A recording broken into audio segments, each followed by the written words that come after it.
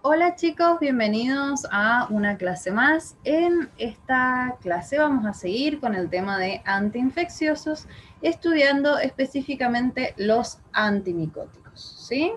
Para comenzar a estudiar todos los principios activos antimicóticos, antes debemos definir muy bien qué es un hongo, ¿sí?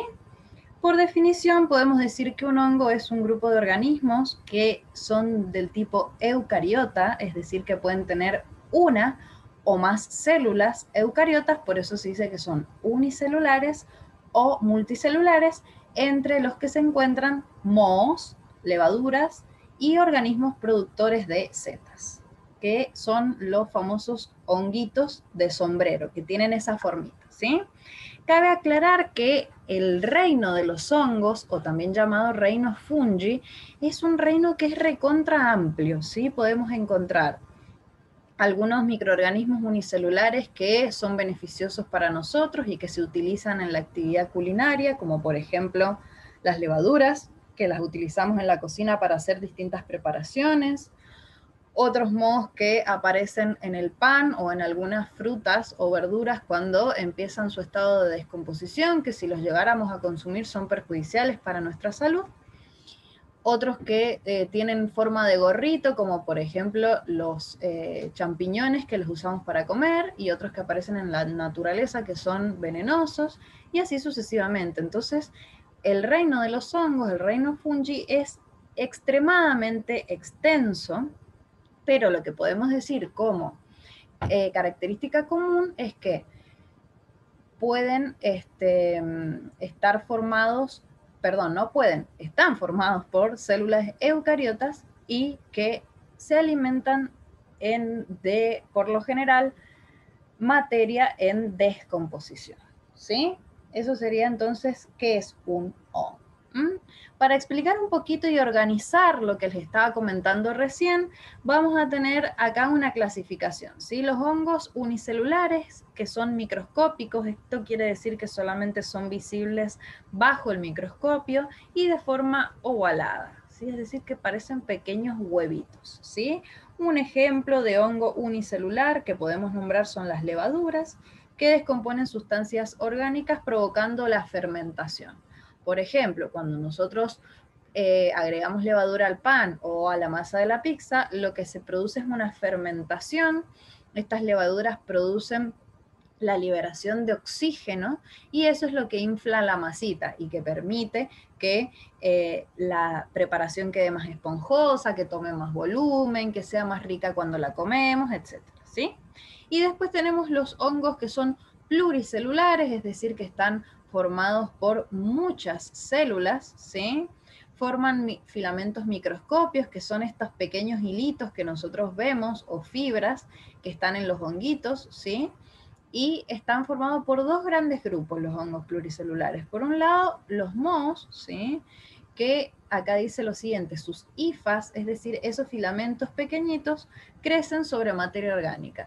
Crecen en todos lados descomponiéndola, ¿sí? Puede ser restos de pan, restos de fruta, cualquier lugar en donde exista materia orgánica, es decir, materia viva, pueden existir estos mohos, porque se alimentan de ella. Acá en la foto tienen el famoso moho verde del pan o hongo verde del pan, que aparece cuando nosotros por ahí nos olvidamos un pedacito de pan ahí en la alacena, medio que no nos hemos dado cuenta, o también el hongo verde de los cítricos, que puede aparecer en los limones, en las naranjitas, en las mandarinas también, que por ahí cuando nos olvidamos alguna media vieja en la ladera aparecen ahí arriba estos mohos, ¿sí? Y por último, dentro de los hongos pluricelulares podemos tener los hongos que forman setas, es decir, los hongos que podemos ver que tienen esta forma de gorrito, ¿sí? Y estos se caracterizan especialmente porque descomponen la hojarasca, es decir, las hojitas que se van superponiendo en los bosques en otoño o primavera, ¿sí? Y que se alimentan de esta materia en descomposición. Estos hongos que forman setas, como les dije recién, pueden resultar beneficiosos o perjudiciales para nosotros. Hay algunos que se utilizan en la cocina y que podemos utilizar para hacer distintas preparaciones muy ricas, por cierto, y algunas muy caras, ¿sí? y otros que resultan venenosos para nosotros y también para otros animales silvestres que los pudieran llegar a consumir, ¿sí? Bien, vamos a pasar entonces ya directamente a lo que son los antimicóticos, ¿sí? Los antimicóticos, antes vamos a nombrar alguna cosita que es muy importante, que tenemos que diferenciar de los hongos anteriores que vimos cuáles son aquellos hongos que pueden causarnos enfermedades, ¿sí? Los hongos que pueden causarnos enfermedades son hongos que son unicelulares, ¿sí? Los que vimos anteriormente, nosotros vimos como ejemplo un hongo beneficioso que es la levadura, pero así como hay beneficiosos, hay también algunos que son perjudiciales, que son justamente los que nos producen enfermedades. Estos hongos unicelulares no lo podemos ver a simple vista, ¿sí? Y pueden afectarnos distintas partes del cuerpo.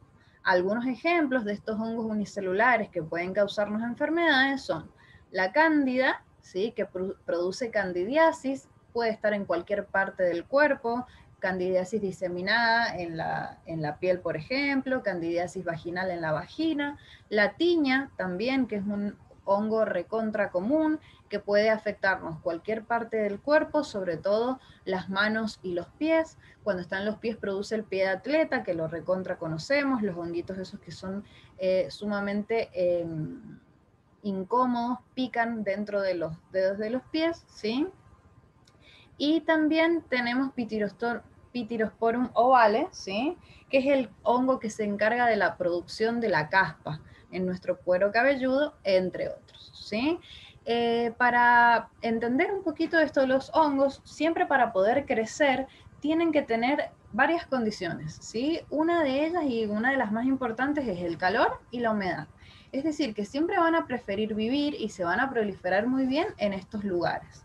Por eso es que afectan tanto el cuero cabelludo, las palmas de las manos y las plantas de los pies, porque estos son los lugares de nuestro cuerpo que más propensos están a ¿qué? A sentir calor y también a padecer la humedad, ¿sí?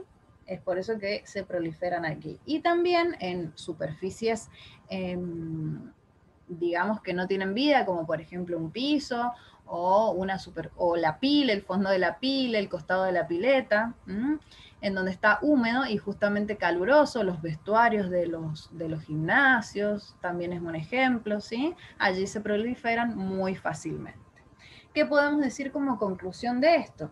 Que las enfermedades producidas por hongos se llaman micosis, ¿sí? Se llaman micosis, por eso los principios activos que se utilizan para tratar estas micosis, perdón, se llaman antimicóticos, ¿sí? Bien, vamos a hablar un poquito acerca de estas micosis.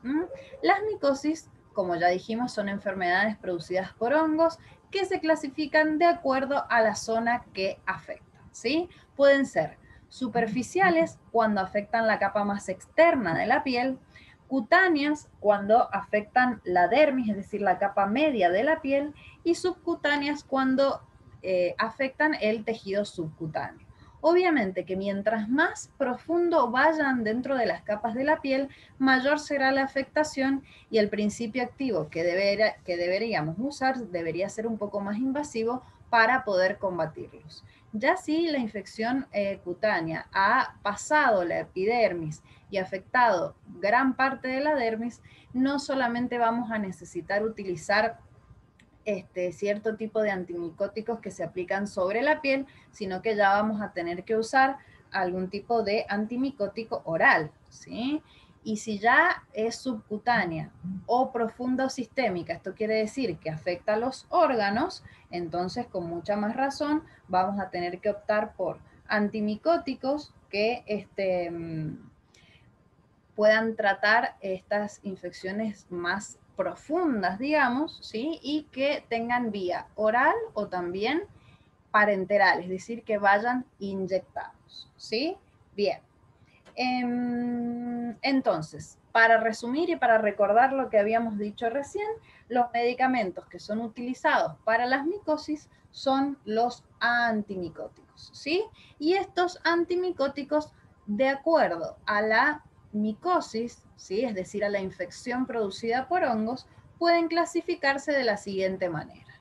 Ya lo estuvimos hablando un poquito, pero para repasar.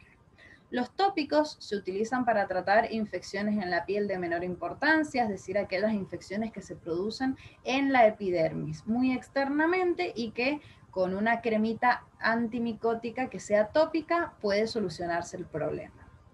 Los antimicóticos orales ya se utilizan para casos que son más graves, en donde la infección ha ido un poco más profundo, afectando la dermis y también la hipodermis en algunos casos, ¿sí?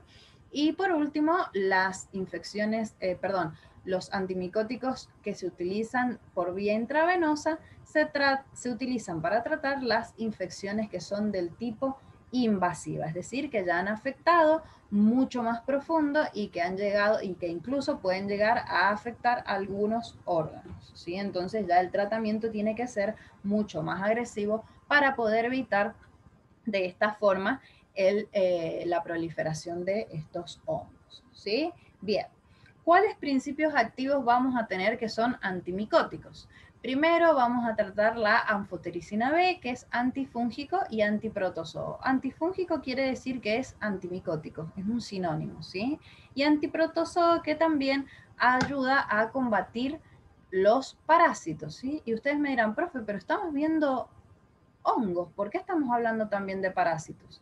Recuerden que hay medicamentos que sirven para atacar distintas partes de un microorganismo. Hay microorganismos que son hongos y microorganismos que son parásitos que tienen estructuras similares, por lo tanto, estos principios activos sirven para poder destruir estas estructuras similares, sobre todo la membrana, la parte externa, la parte de afuera, ¿sí? Bien.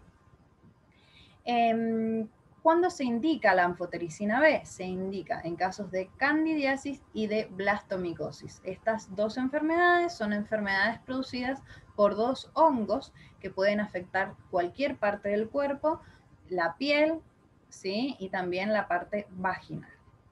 En el segundo punto tenemos la nistatina, que también es un antifúngico y se utiliza para casos de candidiasis. Puede utilizarse vía tópica con una cremita o también vía oral, aplicándolo en la zona afectada, ¿sí? En el punto número 3 tenemos el ketoconazol, que es muy conocido porque es un antifúngico que es de amplio espectro. Se utiliza para el tratamiento de la tinea, blascomicosis y también blastomicosis, que sirve para tratar 3 tipos de hongos que pueden afectar todo nuestro cuerpo, ¿sí? Y que de acuerdo a la afectación y al grado de profundidad que haya llegado el hongo es el tipo de vía de administración que vamos a elegir. El econazol también se considera un antifúngico, especialmente tópico para el tratamiento de las infecciones por hongos producidas sobre la piel y se utiliza para el tratamiento de la tiña, de la candidiasis y de la pitiriasis, es decir, de la caspa, ¿sí? Y por último, el fluconazol, que es antifúngico y que sirve para el tratamiento de la candidiasis y también de la meningitis. Esto es un caso muy grave de inflamación de esta parte, que es la parte más externa del cerebro, ¿sí? Son dos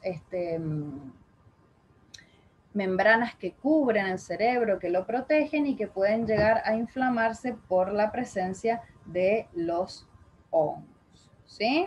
Bien. Para los antimicóticos, como les comenté, existen distintas presentaciones que nos pueden ayudar. Siempre lo que tiene que prevalecer para el tratamiento de infecciones producidas por hongos es la limpieza, una extrema higiene. Si es una pitiriasis, es decir, es caspa, lo primero que vamos a tener que hacer es cambiar todo nuestro juego de sábanas, cambiar sobre todo la funda de las sábanas para eliminar el hongo que pueda haber quedado allí en la funda alojado, ¿sí? Lavar muy bien cada una de las prendas de cama y obtener un shampoo que sea anticaspa, para mejorar el tratamiento. En caso de ser necesario, también se puede tomar vía oral para todavía hacer más efectivo el tratamiento. Si se trata de una infección producida por hongos que están en las uñas, es muy importante que nosotros limemos la uña, coloquemos un paño embebido con alcohol y luego procedamos a la aplicación de un antimicótico tópico. La enfermedad que afecta, producida por hongos específicamente las uñas, se llama onicomicosis, es decir, ónico viene de uña y micosis de hongo, enfermedad en la uña producida por un hongo, ¿sí? Es muy necesario también que cuidemos la higiene, tanto de las uñas de las manos como de las uñas de los pies, y que seamos muy constantes con el tratamiento para poder prevenir y para poder evitar la diseminación de estos hongos, ¿sí? Y si la infección afecta los pies, es necesario que nosotros limpiemos muy bien e higienicemos todos nuestros pares de zapatos, las medias que utilizamos y también la ropa de cama, evitando que de esta forma el hongo se siga proliferando en estas superficies. Tenemos que evitar también que nuestro pie pase calor, que esté en un calzado que sea muy encerrado y que de esta forma se prolifere la humedad, porque si tenemos humedad y calor, entonces el hongo se va a seguir reproduciendo. Y por supuesto, vamos a tener que utilizar algún antimicótico que sea tópico, y para mejorar el rendimiento del principio activo también se puede optar por una versión que sea vía oral, y muchas veces en este tipo de casos se hace una medicación en conjunto.